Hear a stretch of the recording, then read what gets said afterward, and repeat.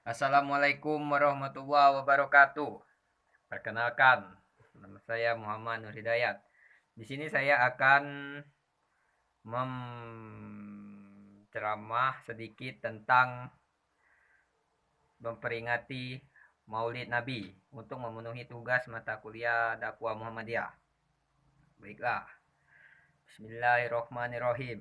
Assalamualaikum warahmatullahi wabarakatuh.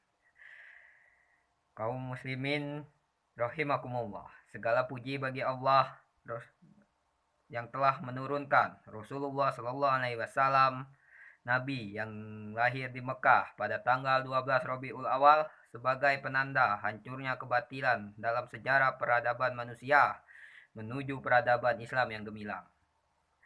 Salawat serta salam semoga Allah limpahkan kepada junjungan kita Nabi besar Muhammad Shallallahu Alaihi Wasallam, seorang nabi yang mengajari umatnya dengan teladan dan kesabaran, bukan dengan kekerasan, cacian, ataupun makian. Maha besar Allah subhanahu wa ta'ala yang berfirman dalam Quran surat An-Nahl ayat 128 sampai 125. Serulah manusia kepada jalan Tuhanmu dengan hikmah dan pelajaran yang baik, dan bantalah mereka dengan cara yang baik. Sesungguhnya Tuhanmu dialah yang lebih mengetahui tentang siapa yang tersesat dari jalannya, dan dialah yang lebih mengetahui orang-orang yang mendapat petunjuk. Dan jika kamu memberikan balasan, maka balaslah dengan balasan yang sama dengan siksaan yang ditimpakan kepadamu. Akan tetapi, jika kamu bersabar, sesungguhnya itulah yang lebih baik bagi orang-orang yang sabar. Bersabarlah, wahai Muhammad, dan tiadalah kesabaranmu itu melainkan dengan pertolongan Allah, dan janganlah kamu bersedih hati terhadap kekafiran mereka, dan janganlah kamu bersempit dada terhadap apa yang mereka tipu dayakan. Sesungguhnya Allah beserta orang-orang yang bertakwa dan orang-orang yang berbuat kebaikan. Kaum muslimin rahimakumullah. Pada abad ke-14 silam di Mekah, lahirlah seorang bayi laki-laki dan dari pasangan ayah bernama Abdullah dan ibunya bernama Siti Aminah. Secara pribadi, kelahiran sang bayi tersebut seolah-olah dipenuhi dengan kemalangan karena lahir pada saat ayahandanya sudah meninggal dunia beberapa bulan sebelum sang bayi tersebut dilahirkan.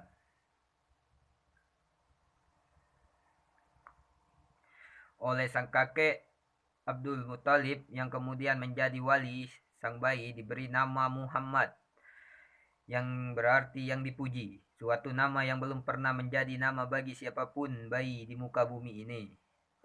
Tepatnya, sang bayi tersebut lahir pada tanggal 12 Rabiul Awal. Pada saat itu, bangsa Arab belum terbiasa mengidentifikasi angka dalam menentukan tahun. Biasanya, mereka mengidentifikasikan tahun dengan sebuah peristiwa besar yang terjadi. Karena pada saat itu, terjadi penyerbuan oleh Raja Abraha dari Ethiopia ke Mekah bersama barisan tentara yang menggunakan gajah sebagian tanggungan mereka. Maka tahun tersebut disebut tahun gajah. Ada banyak sekali keanehan dan kejanggalan yang mengiringi kelahiran sang bayi Nabi besar Muhammad Sallallahu Alaihi Wasallam. Pertama, pasukan gajah yang dipimpin oleh Raja Abraha yang telah disebutkan di atas secara mengejutkan dihancurkan oleh Allah Subhanahu wa taala sebelum berhasil masuk ke Mekah.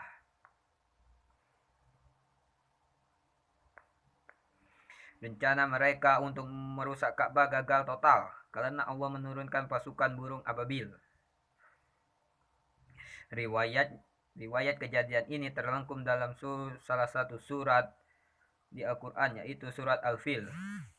Kedua, seorang sang ibu Siti Aminah ketika melahirkan sang bayi tersebut menyebutkan bahwa beliau melihat cahaya keluar dan menerangi ke arah istana-istana di Syam atau yang sekarang kita kenal dengan sebagai Suriah. Peristiwa ini sebagai isyarat bahwa kelak negeri Syam akan diterangi dengan cahaya Islam di akhir zaman. Ketiga, kelahiran sang bayi tersebut ditandai dengan runtuhnya 14 balkon istana Kisra, sebuah isyarat bahwa kelak kerajaan Persia akan jatuh.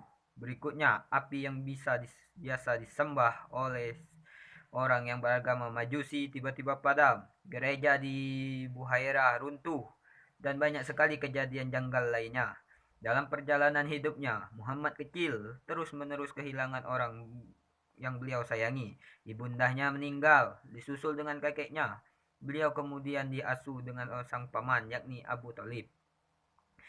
Ketika beranjak dewasa, beliau dikenal dengan julukan Al-Amin atau orang yang terpercaya, akibat kejujuran beliau dalam berdagang atau berkehidupan. Salah satu peristiwa besar saat itu ialah beliau mampu menghentikan sengketa para kabilah bangsa Arab. Sengketa itu berawal dari kejadian pemugaran Ka'bah yang ketika sudah selesai, masing-masing kabilah merasa bahwa mereka lah kabilah terbesar dan layak dipilih sebagai pihak yang meletakkan Hajar Aswad ke Ka'bah. Muhammad berhasil menyelesaikan sengketa tersebut dengan jalan meletakkan Hajar Aswad di tengah Subran. Masing-masing ujung Subran dipegang oleh perwakilan kabilah. Kemudian mereka bersama membawanya ke Ka'bah untuk diletakkan. Pada saat bayi tersebut berumur 40 tahun, beliau kemudian diangkat menjadi nabi dan rasul pembawa risalah Islam, agama yang sama-sama kita anut sampai sekarang. Kaum muslimin rahimakumullah, sebagai seorang kaum muslimin, sudahlah menjadi kewajiban apabila menjadikan figur Nabi Muhammad sebagai idola kita. Adalah suatu kewajaran pula apabila kita berbahagia dengan kelahiran Nabi Muhammad SAW. Itulah mengapa bulan Rabiul Awal bisa kita sebut sebagai bulan Maulud, yang artinya ialah kelahiran, karena di bulan tersebut kita berbahagia atas kelahiran Nabi Muhammad SAW. Dalam mengapresiasikan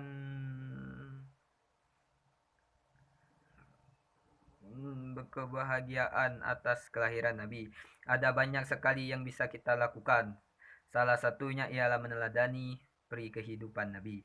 Apabila kita tahu bahwa meneladani kehidupan Nabi merupakan perintah dari Allah Subhanahu wa taala untuk kita, sebagaimana tertera dalam Al-Qur'an surat Al-Ahzab ayat 33.